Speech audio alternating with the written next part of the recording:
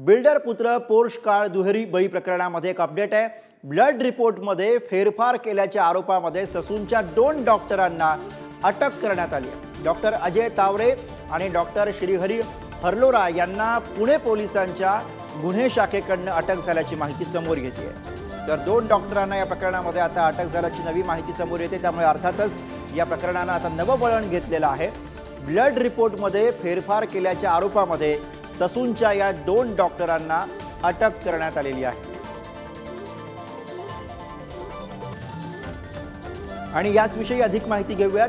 पुण्यातून आपले प्रतिनिधी ज्ञानेश्वर चौतमल सध्या आपल्या सोबत आहेत। ज्ञानेश्वर, या सगळ्या तपास प्रकरणामध्ये आलेलं हे नवं वळण आहे। सुरुवातीपासूनच ब्लड रिपोर्ट बाबत एक संशय होता, एक संदिग्धता होती आणि त्यात झालेली ही अटक 2 डॉक्टरांची।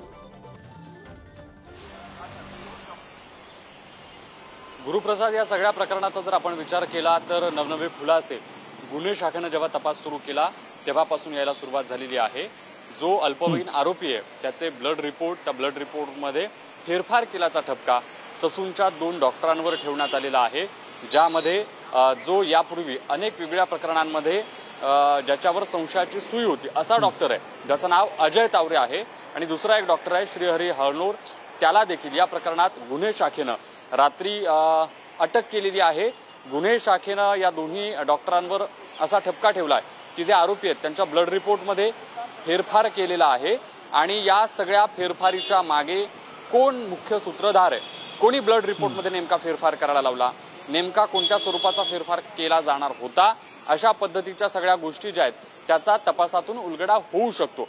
खरं म्हणजे या तावरे नावाच्या डॉक्टरचा जर आपण इतिहास पाहिला तर वेगवेगळ्या प्रकरणांमध्ये त्यानं अशाच पद्धतीची संशयास्पद भूमिका घेतल्याचं यापूर्वीच्या वेगवेगळ्या प्रकरणांमधून समोर आलंय।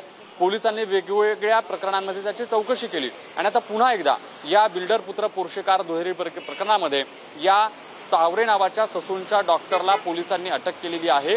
त्याचा तपास होईल, चौकशी होईल, काय नेमकं चौकशीमधून समोर येते हे तर पाहावं लागेल। न्यायालयामध्ये देखील त्याला आज हजर केलं जाईल।